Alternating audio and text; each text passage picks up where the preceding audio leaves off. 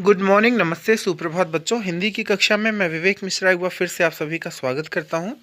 और आज हम पाठ 15 पढ़ेंगे। पाठ 15 का नाम है तूफानों की ओर। तूफानों की ओर एक संकेत है जहां पर कवि कहते हैं कि हमें उन से लड़ना सिखाओ जो हमारे जीवन में एक नई मंजिल लाते हैं और तूफानों से टकरा कर हमारा जो हौसला है वो और अधिक बढ़ता है।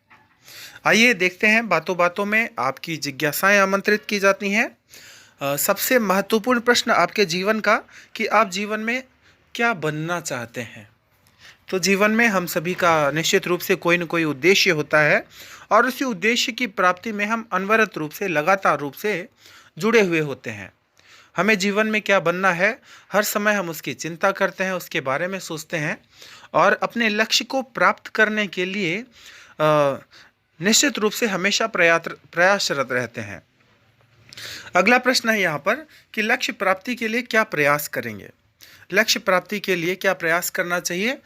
तो लक्ष्य प्राप्ति से संबंधित जो प्रयास हैं वो कुछ इस प्रकार से होते हैं कि कठिन मेहनत है, लगन है लक्ष्य को प्राप्त करने के लिए, उस पर हमेशा दृढ़ रहना और मुश्किल से मुश्किल हालात में भी अपने लक्ष्य को स्मरण करते हुए उसके अनुरूप कार्य करना ही जो है लक्ष्य प्राप्ति का जो मार्ग है वो सुगम करती है।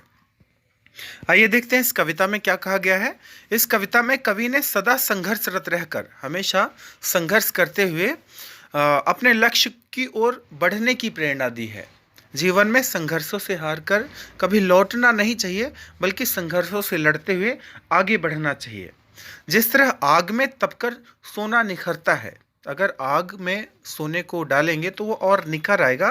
तो जिस तरह आग में तपकर सोना निखरता है, उसी तरह बाधाएं हमें जीवन में नई राह दिखाती हैं, आगे बढ़ने के लिए हमारे इरादों को मजबूत बनाती हैं।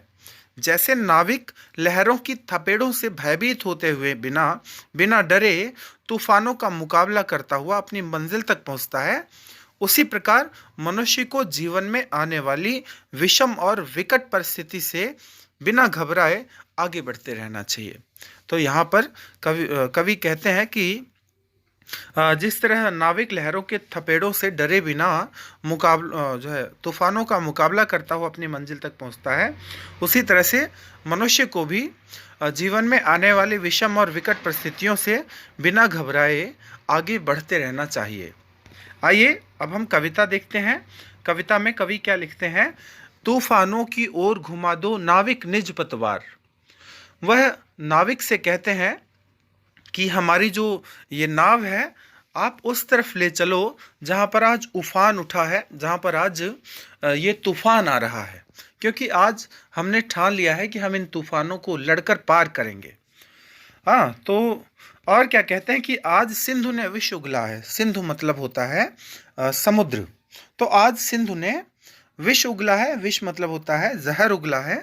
लहरों का यौवन मचला है। लहरों का यौवन मचला है मतलब वो अपनी जवानी में है, वो जो है अपने पूरे आवेश के साथ आ रही है, आक्रोश के साथ आ रही हैं। आज हृदय में और सिंधु में साथ उठा है ज्वार। ज्वार का अर्थ होता है समुद्र की जो जल तरंगों का उतार चढ़ाव है, जो चढ़ाव है वो ज्वार कहलाता है। जो ऊंचे उठना, बड़ी बड़ी लहरों का ना, वो ज्वार कहलाता है। तो कवि कहते हैं कि आज सिंधु ने विष उगला है, आज सागर ने जहर उगला है, लहरों का यौवन मचला है, वह अपने पूरे आवेश के साथ आ रहे हैं। आज हृदय में और सिंधु में, आज हृदय में भी उतना ही जुनून है जितना कि सिंधु के इन ज्वारों में है, इन उठती हुई लहरों में है। तो कवि कहते हैं कि तूफानों की ओर घुमा दो नाविक निज पतवार।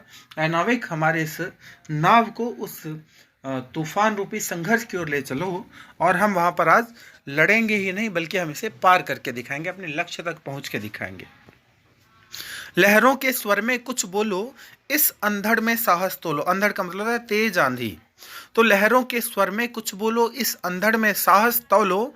कभी कभी मिलता जीवन में तूफानों से प्यार, तूफानों की ओर घुमा दो नाविक निज पतवार। तो कहते हैं लहरों के स्वर में कुछ बोलो, मतलब जिस तरह से ये लहरें आ रही हैं उसी तरह से हम उसके निकट जा रहे हैं। हमारे साहस में कहीं कोई कमी नहीं है। इस अंधड़ में साहस तोलो। और ये जो अंधड़ है, ये जो तेज आंधी आ रही है, इसमें हम अपने साहस के साथ आगे बढ़ रहे हैं, क्योंकि कभी कभी मिलता है, कभी कभी मिलता जीवन में तूफानों से प्यार। लोग तूफानों को देखकर घबरा कर अपने घरों में छुप जाते हैं, भाग जाते हैं, लेकिन आज हमें इन तूफानों से प्यार है। आज हमारी इस नाव को उन तूफानों की ओर ले चलो और हम उस तूफानों से टकराएंगे और उसके आगे बढ़ेंगे। आगे है कि यह असीम निज सीमा जाने। ये जो असीम है, जिसकी कोई सीमा नहीं है, आज हम बता देना चाहते हैं कि वो अपनी सीमा को पहचान ले। सागर को भी यह पहचाने, और ये सागर को भी जान ले कि सागर क्या है। मिट्टी के पुतले मानव ने कभी न मानी हार।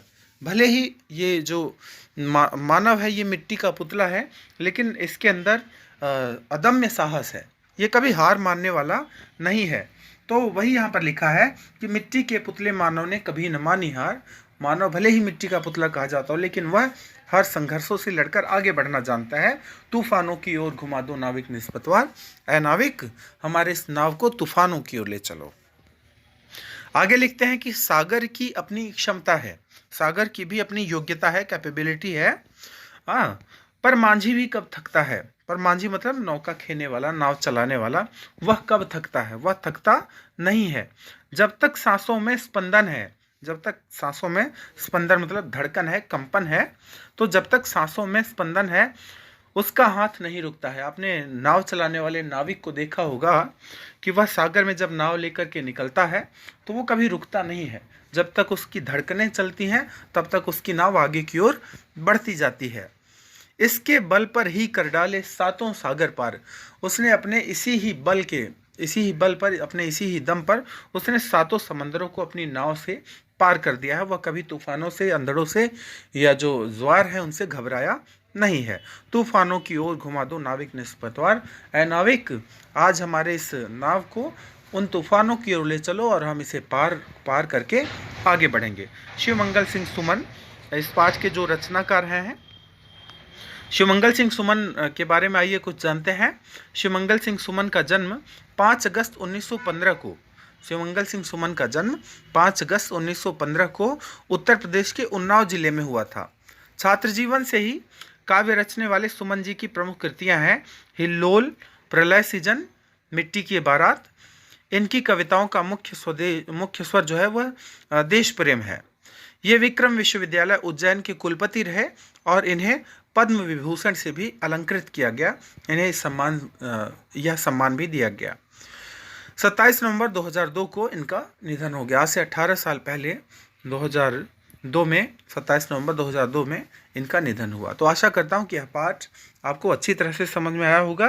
तो इस पाठ के दूसरे भाग में हम इस पाठ से संबंधित जो है प्रसंग की और जो है व्याख्या की चर्चा करेंगे।